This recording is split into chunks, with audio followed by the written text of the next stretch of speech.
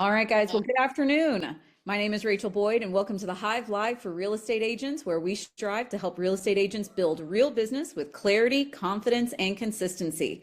We aren't here to chase trends. Our goal is to collaborate with skilled agents, top producers, and industry experts to bring you the tools and strategies that you need to help your business in today's market. Now, if you're watching the replay of this session on YouTube, we would love to invite you to join us live every Thursday at 2 p.m. You can register for the session by going to thereagenthive.com. Again, that's thereagenthive.com. And remember that when you join us live, you do get access to the exclusive Hive Live Q&A session with our host after the recording. Now, not only do we have the Hive Live, but we also have our in-person meetup, which we call the Swarm. We had a Swarm last Friday, and if you missed it, you really missed out. We had Mr. Wayne Gaddy with us, who is a highly respected and experienced appraiser in the metro Atlanta area. He was super engaging, so knowledgeable, and he basically broke down how appraisers think, how those valuations are determined, and how we as agents can strengthen our own CMAs or our comparative market analyses, so that we're not just pulling comps, but we're telling a compelling story of value to our clients and for our clients. And again, that's what the Hive Live and that's what the Swarm is all about. Practical insights that you can immediately use to win more deals and serve clients at a higher level. So if you missed last week, don't worry, we have another Swarm coming up on March the 20th. That's a Friday. It's going to be from 12 to 2:30 at the Line Creek Bus Barn in Fayetteville, Georgia. And it's going to feature our good friend, Neil Mathweg. He's the founder of the Agent Rise Coaching. He's the author of the 3-Pillar Plan, and he's the host of the Agent Rise podcast. And, he's been in real estate for several decades. So he's got lots of experience and lots of knowledge that he is going to share with us. He's going to be helping us, again, give those practical steps to build consistency in our business without burning out. And if you sign up at thereagenthive.com and register and save your spot, not only do you get to hear from Neil, but you will also get a copy of Neil's book. So don't miss out. You can reserve your spot again for this Agent Rise session at thereagenthive.com. I know that was a lot of information, but we are ready for the main event now. Today, we've got someone who understands both the numbers and negotiation. Our good friend Frank Warren is a seasoned real estate professional and former financial services executive with more than 20 years of experience helping clients and agents make smart, sustainable decisions. He's a multi-million-dollar producer, holds advanced industry designations, and has served in multiple leadership and community roles throughout his career. Frank doesn't just teach theory, he teaches what works in the real world. He brings a practical discipline, no nonsense perspective that helps agents win. So today he's going to dive into one of the most important skills that you can sharpen in this market, the buyer presentation. In a shifting market, the agents who win are the ones who can confidently communicate value, set expectations, and control the process from the very first conversation. So get ready to take notes. This is one of those sessions that is going to impact your income and your daily schedule. So please help me welcome Frank Warren. Welcome to the stage. Very good. Well, thank you so much. I appreciate that introduction, and I'm excited to be here today. I assume everybody on the call today and those that are going to watch this video later on work with buyers. And during the course of my 11 plus year career, I've had the opportunity to work with many different buyers. One of the things I try to do every time is start off with a buyer consultation. The purpose of it is very simple. It's approximately a 60-minute meeting to set expectations for what the process is going to look like, to answer any questions or address any concerns they might have going into the process, and to figure out the best path forward for them. I have found investing roughly an hour on the front end can save days, weeks, or months on the back end. So I strongly encourage anybody who's actively working with buyers to start the process by having this initial meeting with them. So we're titling, today's presentation is called Buyer Consultation, A Pathway to Success. And I'm going to share my screen here. And if you would, give me a thumbs up to let me know you can actually see the presentation. Very good. Okay. So the first question we have is, Why conduct a buyer presentation? I think there are three primary reasons for this. First is safety, second is trust, and third is expectations. So let's dig into that. Safety. If you think about what we do, it is a very unusual profession. We meet with strangers. We go to places that are potentially unoccupied. We let them in the door, and then we go in with them. If you think about it, that's not a very safe environment. There are things that happen to realtors, unfortunately, every year. I first entered the business in 2014, and right before I got started, there was a realtor in Little Rock, Arkansas, which is about 2.5 hours west of me. And she met a stranger at a house and disappeared. And unfortunately, they found her body about 4 or 5 days later. And it was just a very tragic situation. And that's not the only time we've heard of situations where agents disappear and unfortunately are brutalized and killed. So if you are only going to take away one thing from today's presentation, it's this: never meet a stranger at a vacant house for that first meeting. Always try to meet them at a public place, restaurant, office, etc. And that's why I think a buyer consultation is so important and so helpful, is it gives you a built-in reason to meet them at a public place, to get comfortable with them and make sure that you are going to be able to work together in a safe environment. The second reason is trust. I'm assuming every one of you have heard the saying, people work with those they know, like, and trust. In my opinion, a buyer consultation is a fantastic way to build up trust with somebody you know who's thinking about buying, or more likely somebody you don't know who's called upon you to help them. Having a professional presentation that lays out the process, addresses any concerns they have, or answer any questions is a great way to show them that you are a professional and you're going to be the right person for them to hire as you move forward. And the third reason I have listed here is expectations. Have any of you worked with a set of buyers and you ended up showing them 30 to 50 houses over a year or longer time period? I have, and it's not fun. And what I've found is what primarily drives that is confusion. Confusion on their end in terms of what they're looking for, what their expectations should be. Having this process in place and addressing it on the front end helps you to set expectations for what this process should look like and what they need to know going into it. Hence, my belief is this will save us as real estate professionals a lot of time and a lot of frustration on the back end. So let's jump in and look at a buyer consultation, or what I'm referring to as a buyer consultation.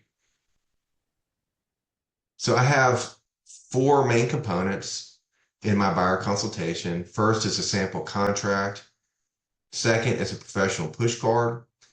Third is a market report. And then fourth is a buyer guide.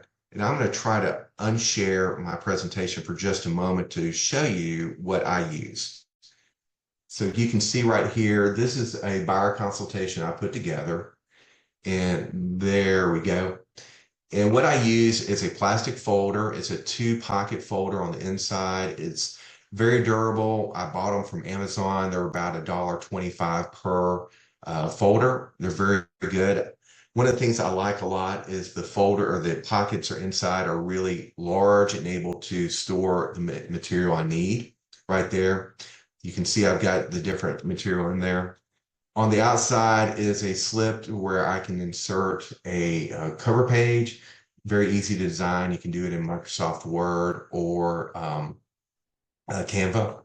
And then I take this with me to my buyer consultation and I leave it with them so they have something to hold on to as we after we move forward. So let me go back to my presentation, and once again, here are the components, and we're going to dig into each of these. So starting off with the sample contracts, I have right here are a picture of the sample contracts I use. These are all from the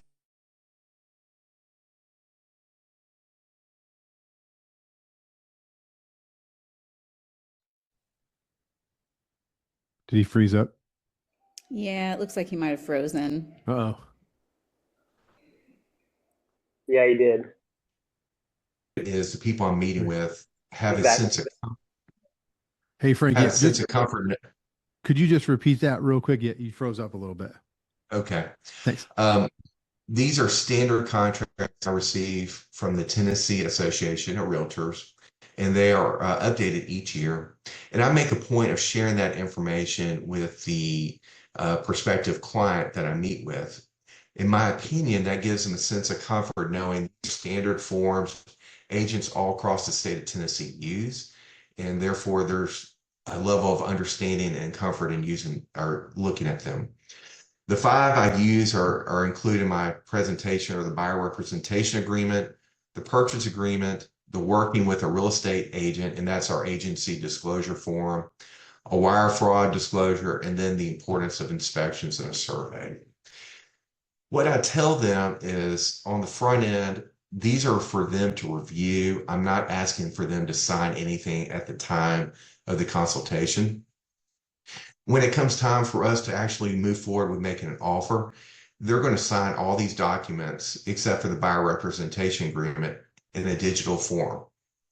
I want them to have an opportunity to review them and get back to me if they have any questions or concerns before it's actually time for them to sign the documents.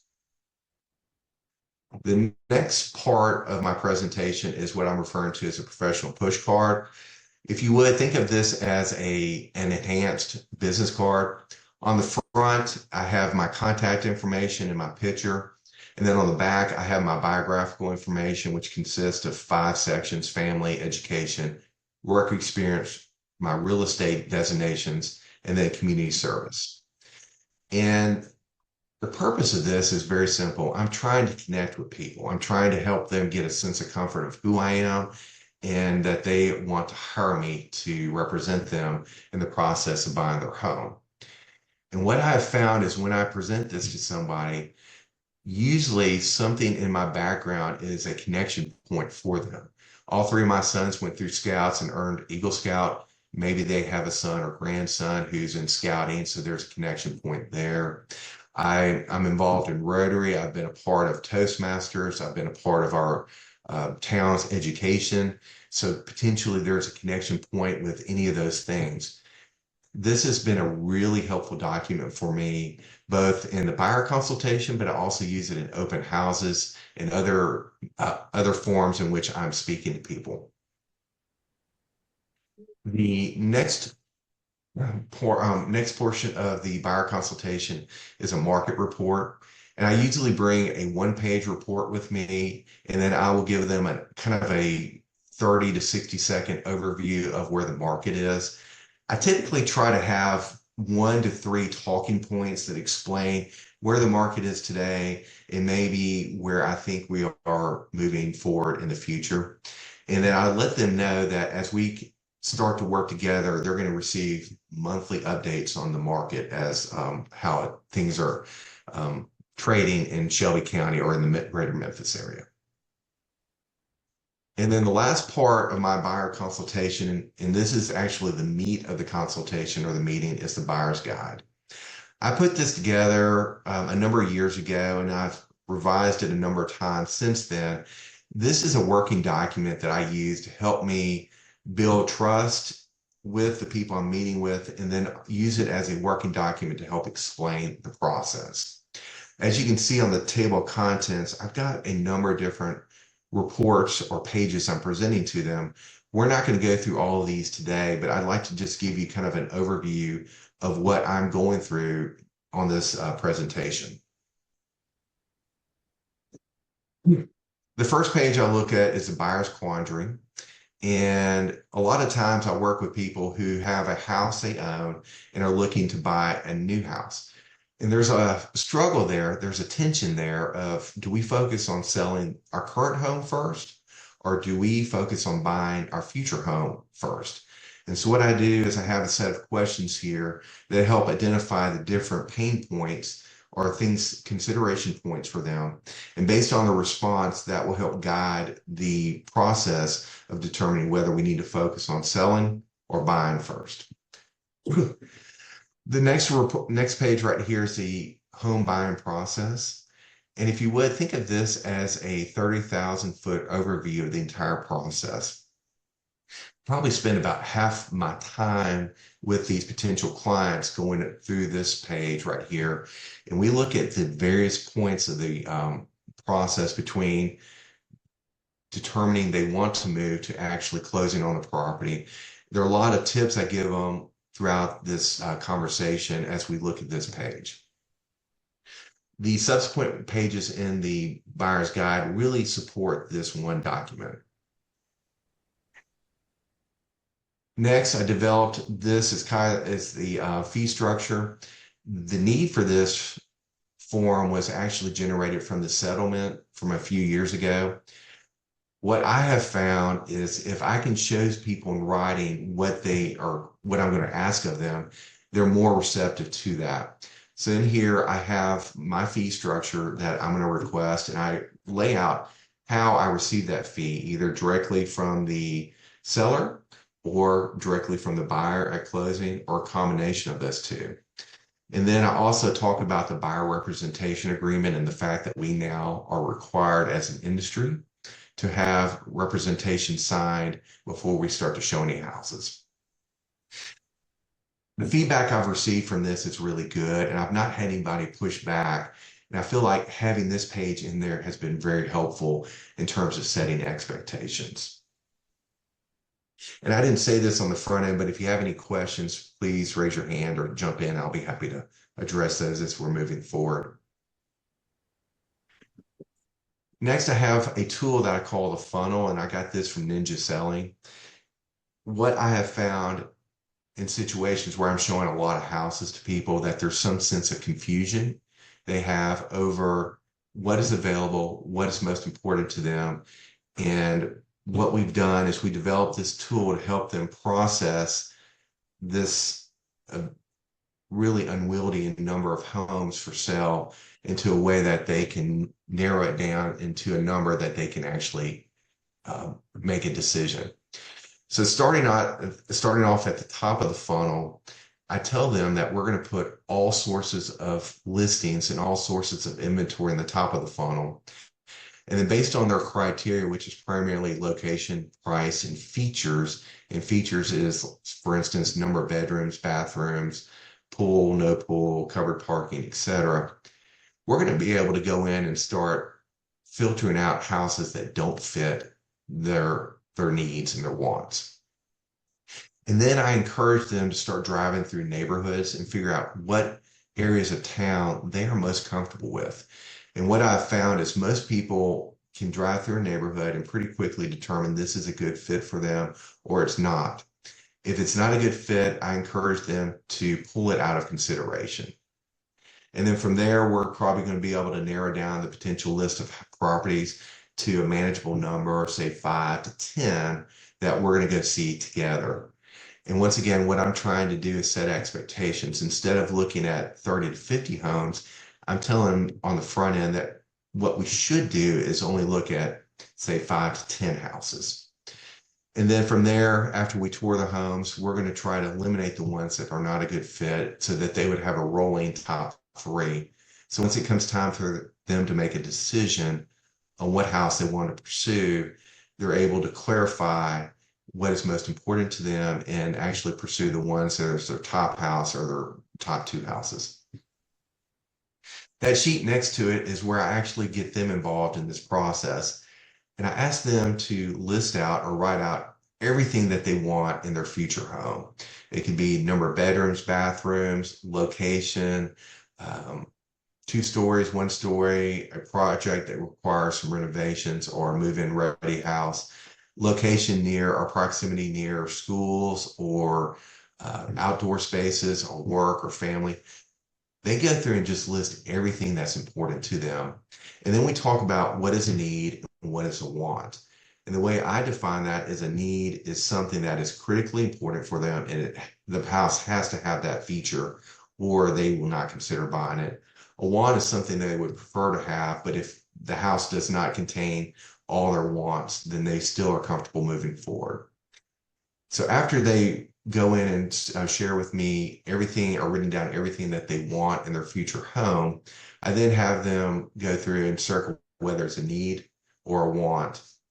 And from that, I will then start to ask them questions based on what you've shared. This is your first need. This is your second need. Which is your priority?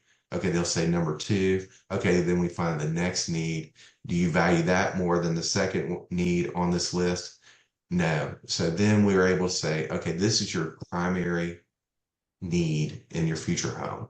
And then we'll go through and find their second most important need and then their third most important need. And what I do at that point is I'll take a picture of this sheet and I tell them, this is my marching orders. This is what we're going to focus on going forward. It's perfectly okay as we move forward in time and start to look at houses for you to have a change of heart and make a decision that you want to focus on some other things. Just let me know. But based on what you're sharing with me today, what we have here is pretty much what we're going to focus on. I have found this tool has been extremely helpful for me as a real estate agent to maximize my time and make sure that we're not looking at properties that are not a good fit. It also helps them to understand this is their priority based on that point in time, and this is what we need to focus on. And so we don't need to worry about all the other things that are not critically important. Next, I wanted to share is just offer strategies. I've put this together as kind of a general idea on how to make your offer more attractive from the standpoint of getting it accepted by the seller. And it also kind of lists some of the different features that would be in an offer for them to, for the potential buyers, clients to think about. And then we talk about inspections as well. I try to lay clear expectations on what the inspection period covers and what it does not cover. What I have found is when I'm working with a first-time set of home buyers or working with a set of home buyers that have not been involved in this process for a decade or longer, there can be a lot of shock when they get the report back from the inspector and it's 30, 40 pages long, and it can be very scary. And what I try to do is lay an expectation on the front end of this is perfectly normal. Every house that we're going to see is going to have a list of issues with it. Even if we were to look at a new construction project, there's still going to be a punch list of items that need to be repaired or addressed later on. And then I explain to them the way I view inspections is there are one of three categories. Category one would be a safety and structural. Category two would be major systems. And then category three would be just routine maintenance. And I try to emphasize these are the things we're going to focus on. These are things that maybe we don't spend as much time worrying about. And what I've found is, once again, setting clear expectations on the inspections helps immensely once you get to that point and hopefully navigate through that. Very rarely do I have contracts, buyer contracts fall out due to inspections. And typically it's related to like a structural issue with the foundation or a major safety issue, which I think is very reasonable. We don't see a lot of my contracts failing during the inspections because I've spent the time on the front end laying out those expectations for them. And so that's the high level view of my buyer consultation. As I did last month when we did my presentation, I also shared a couple resources. I have really become a fan of Ben Hardy. I don't know if you're all familiar with him, but these are two books that I've read recently. I was first exposed to him through Neil Mathwig on The Gap and the Gain. And that's a fantastic book regarding setting your just lost my train of thought. Setting goal setting, excuse me, and how to view those differently from a standpoint of position yourself for success. And then last year I read Be Your Future Self Now, and that was a fantastic book as well in terms of prioritizing what's most important for me and focusing on those things as opposed to focusing on stuff that has less significance. So that's my buyer consultation. I'll be happy to take any questions. I have a quick question before we kick the recording off to really dig into the discussion and the meat of the Q&A. But what sort of pushback do you get from buyers with regards to doing this? Like oftentimes now I do a lot of like pay-per-click leads and online leads. So they just want to, they see a house, they want to go take a look at it, which is a little bit different than a sphere lead. But what do you do when somebody's like, why do we have to go sit down? Like, I just want to go to the house. Just open the door. Let me go see the house. Like, how do you navigate that?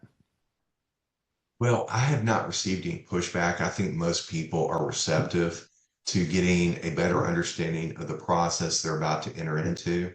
Mhm. Now, a majority of the people I work with are folks I know or people who've been referred to me by somebody I know. So they're not cold leads or the pay-per-click leads. Mhm. One thing I would suggest, TJ, is our time is very valuable and our energy is very valuable as well. And one of the things I try to do is protect both those because I don't want to spend time and effort trying to help somebody who is not committed or is not able to move forward. Mhm. And I think if you're getting pushback on doing a buyer consultation on the front end, that's a pretty strong message that person is sending to you that there's not a strong connection there and there's a possibility they're not going to be a good fit for you. Mhm. So what I would suggest is maybe this is a prerequisite for you working with somebody. And if they're not willing to do that, then it's probably somebody you need to move on from. Good advice. Thank you. Cool. All right. Well, I'm going to pop the recording off and then we'll dig into some Q&A. But is there anything you wanted to sign off with, Rachel? Yeah. So first off, thank you so much for presenting today, Frank. This was really valuable information, and I'm looking forward to our Q&A session in just a second. Before we go, though, I know I said it at the beginning, but just wanted to remind everybody that our in-person swarm is going to be March the 20th from 12 to 2:30 at the Bus Barn in Fayetteville, Georgia. We're going to be with Neil Mathwig, who Frank mentioned a couple of times in his presentation as well. Just don't forget, I think that TJ put it in the chat, but if you go to thereagenthive.com, you can reserve your spot. It's free. And free, you get a copy of Neil's book, and I think you get a drink token. Is that correct, TJ? Yeah, a drink token. And you can get directly to the sign up page. You have to agentrise.thereagenthive.com. Love it. And I'll put that in the show notes as well. Awesome. All right, cool. That's all I have. I'm looking forward to the Q&A session. All right, thanks.